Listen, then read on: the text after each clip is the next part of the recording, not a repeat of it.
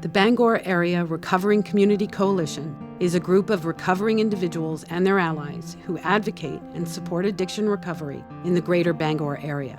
We believe recovery is a community responsibility, and we celebrate and make recovery visible.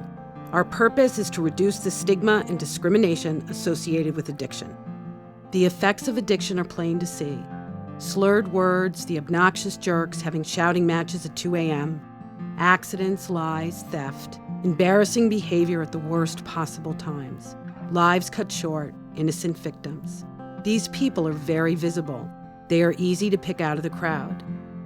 They live their lives in fear and anger, with compulsion dictating their every waking moment. They do not believe there is any other way, at least not for them. All true, but only half of the story. What is less easily seen are people celebrating a decade or a half a century of sobriety at a party or a local meeting. You rarely hear how lives are restored, families healed, careers created. But it happens every day. The power of recovery is the stories to be told. Within recovery and talking to people in recovery, we do discuss our morals and our values. However, this is not a moral issue. This is a disease. Alcoholism and addiction is a disease. I'm not a bad person. Other people in recovery are not bad people. I made bad choices when in the throes of my disease, but I'm a good person with a bad disease. What I've come to realize is that I don't have to agree with you and you don't have to agree with me. We can agree to disagree. I'm very happy in my life today. I'm living my goals and I feel connected to community.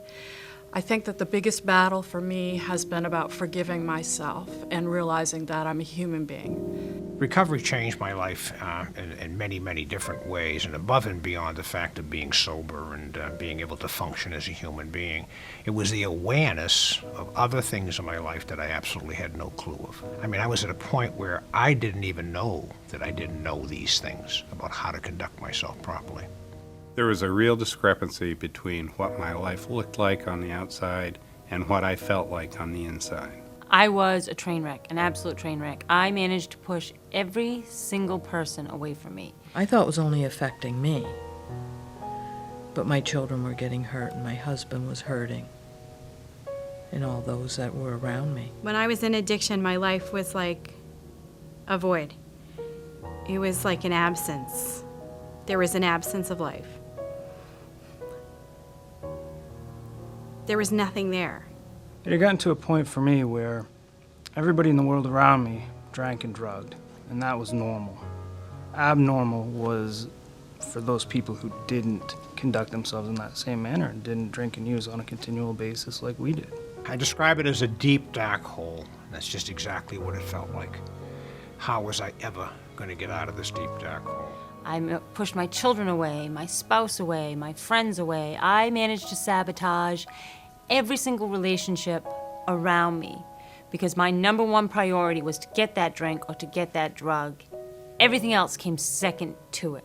The problem was I didn't even realize that I was broken. I really felt like I was like the little ball in a pinball machine and just bouncing from one crisis to another, to another, to another. Every single day, I'd wake from my blackout and I would promise myself that I would not drink today. This was the day I was going to change. And before the day was over, I'd be drinking and I'd be drunk. It would be the same thing, day after day after day. My compulsion started when I would drink and I liked the feeling. It made all the problems go away. It made life easier. I didn't have to feel anymore. It's very hard to be humble and admit that you need help. The thing is, there are many pathways out there in which you can find that help, whether it's medical, counselors, detoxes, or faith. There are numerous ways that you can find the help out there that you need. The road into recovery for me was when I reached out and I asked a doctor for help. And she asked me the question, do you drink alcohol? And I looked her in the face and said, I drink too much and I need help. For me, it was a matter of sheer terror, sheer desperation, I simply opened up the phone book looking for help, and there it was. I went to the New England Institute for Alcohol Studies, and there was this whole smattering of symptoms. And I kind of, ugh. And so while I intellectually got it, that, gee whiz, I fit the profile of an alcoholic, I hadn't gotten to that internal place of pitiful and incomprehensible demoralization that we're so fond of before we decide to do anything about it. It was just that simple. I didn't have any idea of anybody else in recovery. I didn't have any idea what I was doing. I just opened it up, and there it was for me. My advice to the newcomer would be to find a way to make it work for you. As addicts, we're so conditioned to tell ourselves why we can't do this, or why this won't work, or why that won't work, and just be hopeless and helpless. There may be some things about meetings that don't fit for you, that may even deeply offend you. But just find a way to take what you need and leave the rest.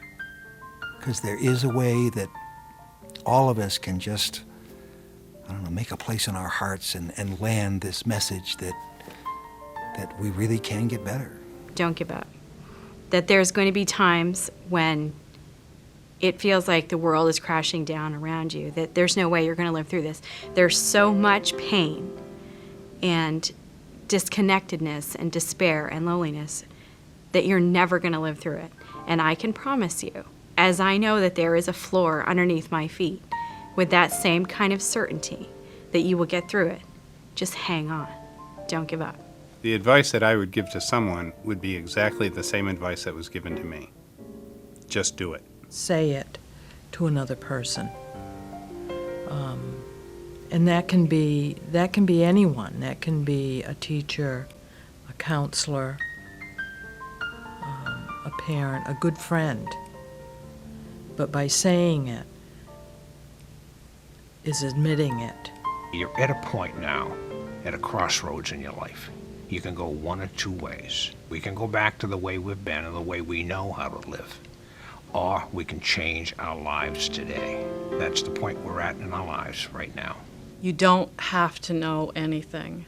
There's no rules here. You can walk in. You don't have to know the answers. Just come in as you are. I am a person in long-term recovery, and I'm not invisible. You can see me. There is no degree of separation between us. I am right beside you. You pass me on the street every day. I'm in plain sight. I'm the quiet neighbor who always has a cheerful greeting, or the woman working out next to you in the gym. Perhaps I'm the dog walker, your gardener, your electrician, your doctor, your clerk, your coworker, your acquaintance. I am your lawyer, your friend, your brother, your mother. I'm one of the regulars at your church or synagogue. I don't stand out in the crowd. I'm a person living in long-term recovery from addiction. I'm a woman in long-term recovery. I'm a man in long-term recovery. I am a woman in long-term recovery. I am a woman in long-term recovery. I am a man in long-term recovery. I'm a man with long-term recovery. I'm a woman in long-term recovery. I am a man in long-term recovery. I'm a successful woman in long-term recovery. Here I am, a man in long-term recovery. Fancy that. Wow.